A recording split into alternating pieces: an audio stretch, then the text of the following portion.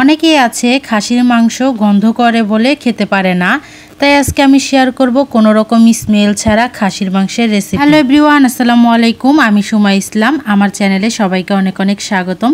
সবাই কেমন আছেন? আলহামদুলিল্লাহ আমি অনেক ভালো আছি। তো চলুন রেসিপিটি শুরু করা যাক। এখানে আমি 1 কিলোর মতো খাসির মাংস নিয়েছি। খাসির মাংসটা খুব ভালো করে ধুয়ে পরিষ্কার করে নিলাম আমি। এখানে আমি হাড্ডি ছাড়া একদম ফ্রেশ মাংসগুলো নিয়েছি।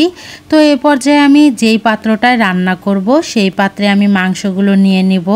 তো দেখো মাংসগুলো কিন্তু একদম টাটকা ছিল। এভাবে রান্না করলে কিন্তু খাসির মাংসে কোনো রকম স্মেল আসবে না। তো এই পর্যায়ে আমি 2টা পেঁয়াজ কুচি দিয়ে দিলাম উপর দিয়ে, এবং আস্ত রসুন দিয়ে দিলাম 4টার মতন। আপনারা চাইলে আরও বেশিও দিতে পারেন। এখানে আমি আদা রসুন জিরে বাটাটা দিয়ে দিলাম, আর দিয়ে দিলাম শুকনা লঙ্কা বাটা।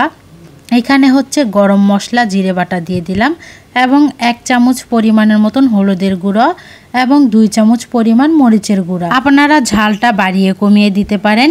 এবং পরিমাণ মতন আমি 1 চামচ লবণ দিয়ে দিলাম, কিছুটা দিয়ে দিলাম সয়াবিন তেল, এবং আমি যে মশলাটা বেটেছিলাম সেই পানি ছিল সেই পানিটা দিয়ে দিলাম।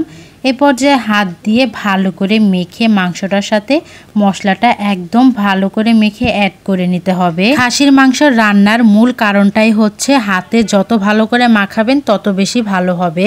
1 চিরা লেবু নিয়েছি, সব শেষে মাংসের উপর দিয়ে ভালো করে চিপে ছড়িয়ে দিতে হবে। এটা হচ্ছে রান্নার মূল সিক্রেট একটা বিষয়। এবারে দেওয়ার পর হাত দিয়ে ভালো করে চেপে চেপে মশলাটার সাথে মেখে নিতে হবে লেবুর রসটা।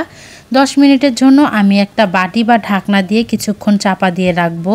তো 10 মিনিট পর আবার ফিরে আসলাম। তো দেখুন মাংসটা কিন্তু অন্যরকম হয়ে গেছে। এই পর্যায়ে আমি কিছুটা পানি দিয়ে দিলাম। পানিটা দিয়ে দিবার পর এবারে আমি হাত দিয়ে ভালো করে মশলা এবং পানিটা এক করে নিব। এই পর্যায়ে আমি কড়াইটা চুলোয় বসিয়ে চুলার জালটা জ্বালিয়ে দিলাম। এবারে কিছুক্ষণ ঢাকনা দিয়ে রাখবো 10 মিনিটের মতন। তো 10 মিনিট পর আমার রান্নাটা কিন্তু ভালো করে বলক এসে গেছে। এবারে শুধু খুরসুনটা দিয়ে ভালো করে নেড়ে চেড়ে নিতে হবে, আর বেশি কিছু করতে হবে না, যতক্ষণ না ঝোলটা শুকিয়ে না আসে। তো আমার নাড়াচাড়া করতে করতে ঝোলটা কিন্তু অনেকটাই শুকিয়ে গেছে। আরও কিন্তু আমি শুকিয়ে নেব। যত ভালো করে কষানো হবে তত কিন্তু রান্নাটা বেশি মজা হবে। তো এখনটা আমার রান্নার ঝোলটা শুকিয়ে গেলে এখানে আমি পরিমাণ মতন কিছুটা পানি দিয়ে দিলাম।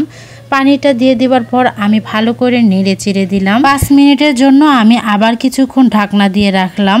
তো 5 মিনিট পর দেখুন আমার রান্নাটা কিন্তু অনেকটাই শেষের দিকে, কিন্তু এখনও কিন্তু বাকি আছে। আপনারা যদি চান তাহলে ঝোল রাখতে পারেন। আমি কিন্তু বেশি ঝোল রাখবো না, মাখা মাখা রাখবো। তো সেটা আপনাদের উপর ডিপেন্ড করে।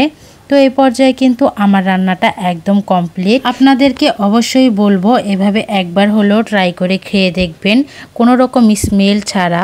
খেতে কিন্তু খুব দুর্দান্ত স্বাদের হয়।